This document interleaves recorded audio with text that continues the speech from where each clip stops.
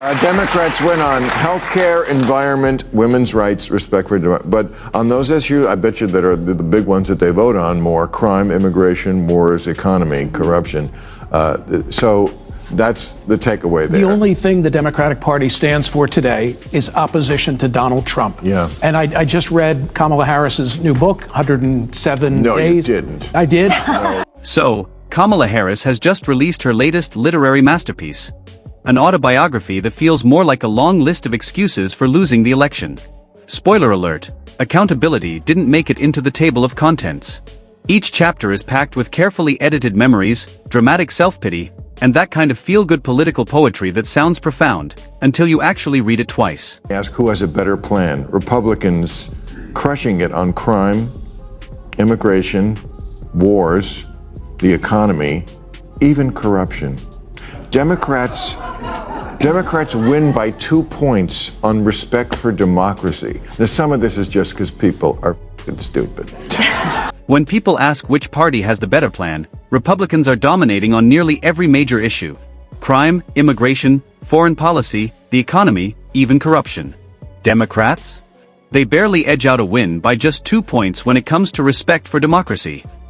Some of that might be because, frankly, people can be naive.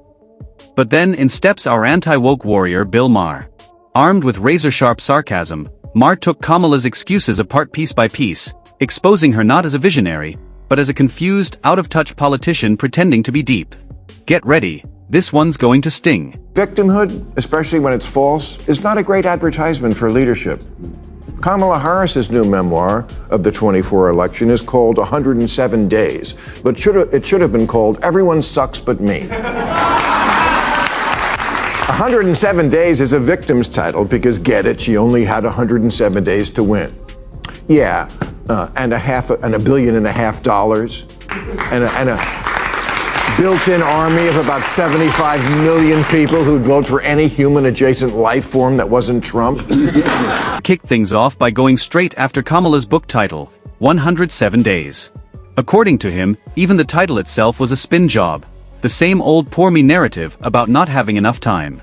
But Maher wasn't buying it. He reminded everyone that Kamala had one of the biggest campaign budgets in history and a media that treated her like political royalty. Not to mention, she had roughly 75 million voters who were ready to support anything with a D next to it. So complaining about having only 107 days? That's not a tragedy, that's comedy gold. Maher said out loud what many were already thinking: Kamala had every advantage imaginable, and she still managed to crash spectacularly.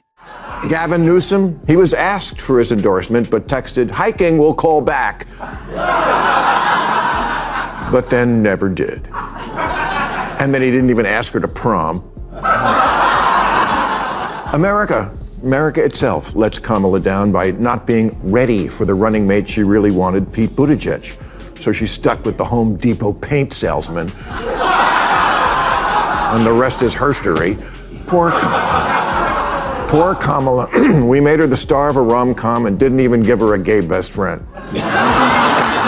Kamala Harris didn't just write a memoir. She wrote a full-blown political soap opera. In it, she tosses her former boss, Joe Biden, right under the campaign bus, claiming he didn't step aside soon enough for her to save democracy. She even slips in subtle jabs about his mental sharpness. So much for loyalty. But Kamala doesn't stop there. She widens the blame game, pointing fingers at America itself, suggesting the country just wasn't ready for a female president. Because why face reflection when deflection works so well? And just when you think she's done, she blames part of her failure on not getting her dream running mate, Pete Buttigieg. Classic Kamala move. When the mirror gets uncomfortable, find someone else to blame. She writes that on election night, when it was clear she lost, an aide peeled the words "Madam President" off the cupcakes before handing them out. Oh, geez, that's like a scene from Bridget Jones Runs for President, for Christ's sake. Now here's where it gets downright funny. Kamala actually blames part of her campaign's downfall on one of her own aides, for peeling the president's stickers off cupcakes before giving them to voters. Seriously. She claims that tiny act of betrayal caused her campaign to collapse. But the real twist? The aide only did it because by that point, it was painfully obvious she had already lost to Donald Trump. So yes, cupcakes have now joined the list of political tragedies. Maher couldn't help but laugh. While everyone else saw a failing campaign, Kamala saw a frosting conspiracy. You couldn't make this stuff up, but somehow she did. Ladies, I know this isn't fair, but we're all always running against the worst cliche of who people think we are. Women Democrats can't look oversensitive or preachy or unable to laugh at themselves. They also can't look silly, like Gretchen Whitmer did, trying to hide in the Oval Office. They have to look brave. And here's the truth. The women of the DNC have spent years building this image of themselves as unbreakable, fearless, emotionless powerhouses. The Iron Lady Act. Always strong, never vulnerable, never wrong. But it's all performance. It's about looking dominant, not being genuine. Beneath the smiles and perfectly rehearsed speeches is a desperate need to prove they're tough enough for the political arena. They've convinced themselves that empathy equals weakness. Yet that's the irony. By trying so hard to look invincible, they end up seeming robotic. Real strength isn't about pretending to be made of steel.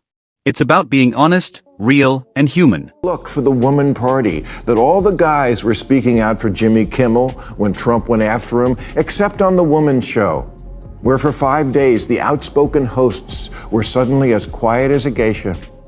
Now, why did Bill Maher go after the View hosts? Here's the backstory.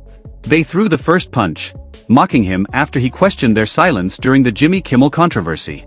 But Maher, being Maher, wasn't about to let that slide. He called out their so-called bravery for what it really is, an act. When Kimmel was suspended and rumors spread that The View might be next, the usually loud panel went quiet. No hot takes, no outrage, just crickets. But as soon as news broke that Kimmel was safe, they suddenly rediscovered their voices. Maher nailed it. Their courage only shows up when it's safe to be brave. And on the 5th day, they rose and said, "No one silences us. No one had to. You silenced yourself." Whoopi Goldberg continued, "Did you all really think we weren't going to talk about Jimmy Kimmel? No, I thought you would, but then you didn't." 5 days? Talk about needing extra time to get ready. And if you can't take a breath and laugh at that, you're making my point for. Sunny Hostin, Whoopi Goldberg, and Ana Navarro have practically turned selective outrage into an art form. Bold when it's popular, silent when it's risky. They've built their careers on calling out others, using cancel culture like a weapon against anyone who disagrees. But when the same cancel mob comes for them, they suddenly turn cautious, diplomatic, and quiet. They've seen what cancel culture can do. After all, they've helped fuel it. And now, in a twist of poetic justice, they're afraid of their own creation. Yet despite knowing better, they keep feeding that same machine. The hypocrisy isn't subtle. It's Broadway-level performance, scripted and televised in high definition. Polling came out, and this is really, I'm speaking to the Democrats especially here, because Trump's numbers are down. They're down with Latinos, they're down with blacks, they're down 15 points with whites. And when whites say, "You're not hip anymore," ooh. And yet, in the other poll, on issues, Trump still winning.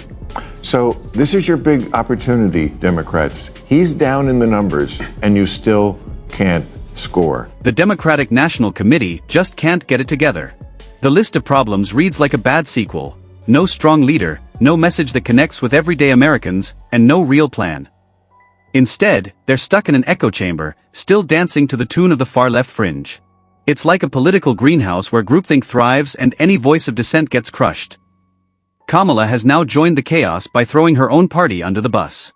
Instead of accepting responsibility for one of the biggest campaign flops in DNC history, she's rewriting the story and blaming everyone else that it's dysfunction disguised as leadership. And the Democrats are paying the price. Democrats win by 2 points on respect for democracy. Now, some of this is just because people are stupid. 2 points on respect for democracy.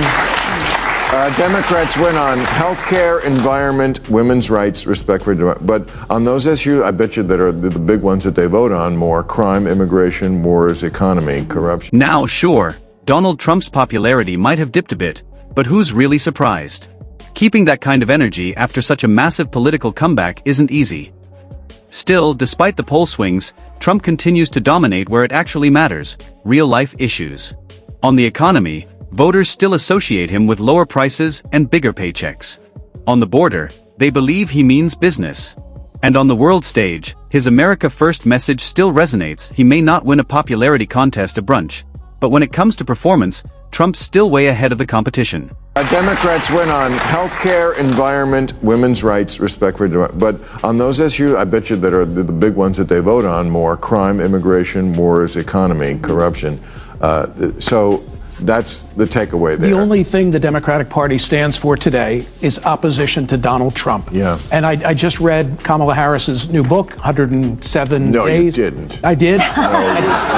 I'd like to... I'll say a lot of lies on this show, but I won't take that. I will not accept that. And that's really the Democrats' entire playbook now: stop Trump. That's the slogan, the strategy, the obsession. They've milked the anti-Trump narrative for all it's worth. Sure, it worked when Joe Biden rode that wave to victory the first time. But when Kamala tried to run the same campaign again, voters were done. They didn't want more outrage. They wanted ideas, leadership, and solutions. Instead, all they found was noise. No real economic plan, no border strategy, no direction, just recycled anger and fancy slogans. The Democrats spent years building their identity around hating one man. And now that the outrage is fading, there's nothing left but an empty echo. Line against women when she was vice president. Right. I mean, that's just one of many examples. She could have had 701 days and would have still lost that race. But you're right, the data says it's cost of living, it's inflation, it's immigration, illegal immigration, Right. all those things. Everything else is at the bottom. And by the way, law and order crime. 107 days, way too many for anybody, but including her. Right. But the more they got to know her, the less they liked her. I've said this many times on this show. Other countries don't do this. They don't have years to run. And Maher was absolutely right. The more Americans got to know Kamala Harris, the less they liked what they saw. Can anyone really blame them? The Hollywood endorsements, the forced photo ops, the awkward attempts at humor, it all felt fake. Beneath the polished speeches and bright lights, there was nothing real. Just empty talk, nervous laughter, and no clear answers. Every time she was pressed on tough questions, she dodged, stammered, or laughed that now infamous laugh. Voters were searching for something genuine. Instead, they got a campaign built entirely on image. Maher didn't have to destroy her. She did it herself by showing there was nothing authentic behind the act. They call an election, and they have an election in a month. Yeah, and nor the influence of money. We should do that. Right? That's going to be hard to get rid of. They've tried. But, no, it's like you don't need 100 days. You need 107 days. You tell people your plan. This is what I am for. This is my thing. You're selling something. You're selling a vacuum cleaner. If I'm selling a vacuum cleaner, I'll tell you why I think it's best. Am I going to tell you every goddamn day for 2 years? Did I tell you about the attachment that gets under the... Yeah, you did. You told me 1,000 times. In the end, Maher's takedown of Kamala Harris and the Democratic establishment was a masterclass in brutal honesty.